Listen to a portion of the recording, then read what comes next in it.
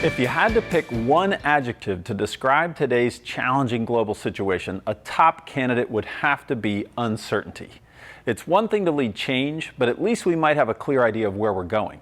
It's challenging to lead in a crisis, but a crisis might have a clear resolution, and once resolved, we can get back to work. In today's environment of tremendous uncertainty, most organizations are unclear about the future on many levels.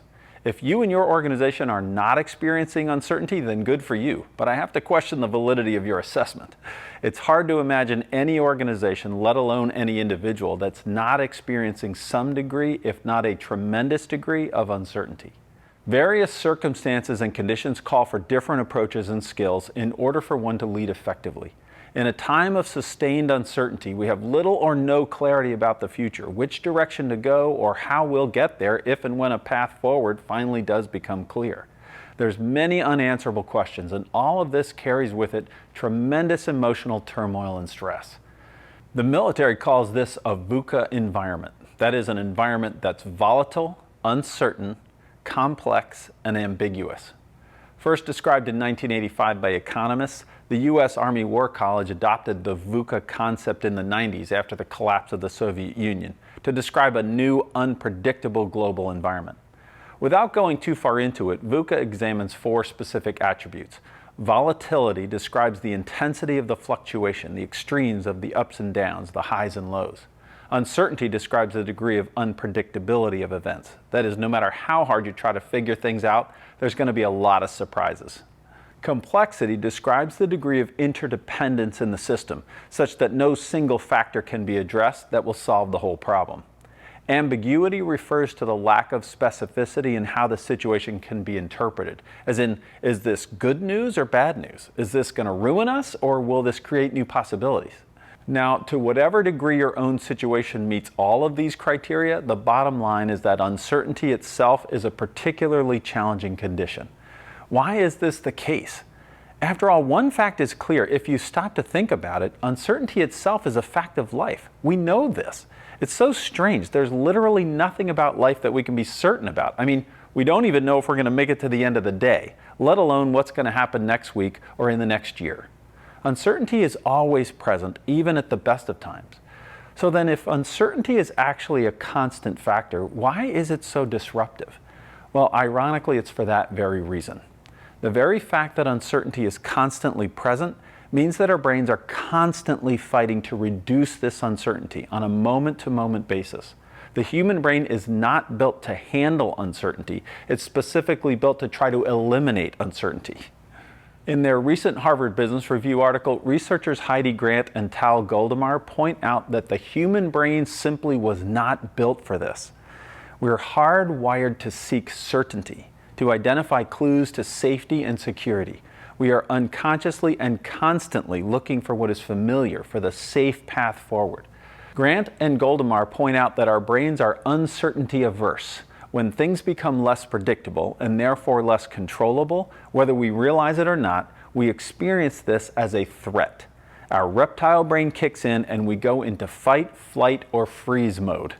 Now, it might seem that kicking into that mode might mean we're hyper-focused, and in a way that's true, but what we're hyper-focused on is survival. The research demonstrates that our threat response typically leads to decreases in overall motivation, decreases in long-term focus, decreases in creative capabilities, and overall well-being. Now, some people will counter and say that they love uncertainty. These are typically folks that love the adrenaline rush that comes from the underlying surge of fear. They're known as adrenaline junkies for a reason. But most of us are negatively impacted on a deep level by the condition of uncertainty. The more profound the uncertainty, the more profound the impact. Suffice to say, the human animal seeks certainty and avoids a VUCA environment. And yet, for that very reason, never is there a greater need for effective leadership than when we find ourselves in a time of great uncertainty. So what do we mean by effective leadership? Well, let's start by restating what leadership is not. It's not about position or title or formal authority. Those might be helpful, and those are tools that can be utilized by a leader, but those are not leadership in and of itself.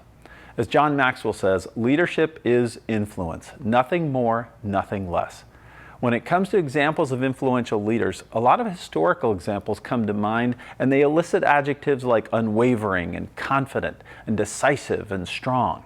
And it can be tempting to slip into the trap that I need to follow those examples and show up as confident and decisive in the midst of uncertainty. It's tempting to put on a display of bravado and get caught up in trying to provide all the answers and provide certainty for myself and for others. The problem is, this is not only unsustainable, but it actually produces the opposite effect. It degrades the trust and confidence of those around us because they probably know that we don't have all the answers. And even if we fool them into thinking that we do for a little while, they're going to find out sooner or later that we don't, and our credibility goes out the window. Now, the other extreme can also be tempting, as in giving up and throwing my hands up in exasperation and frustration. Well, this can be understandable in a challenging situation, but it's obviously not leadership.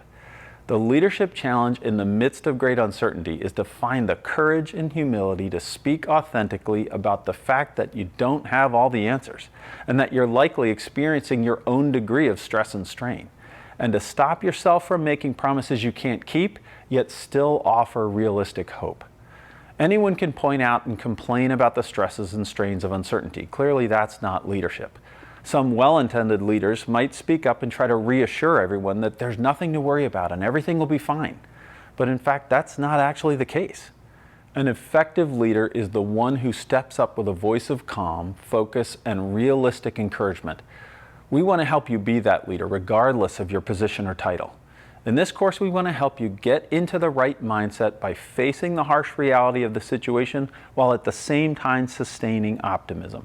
Sustain yourself by addressing your own stresses and concerns. Support and encourage others to address their fears without overpromising or rescuing them.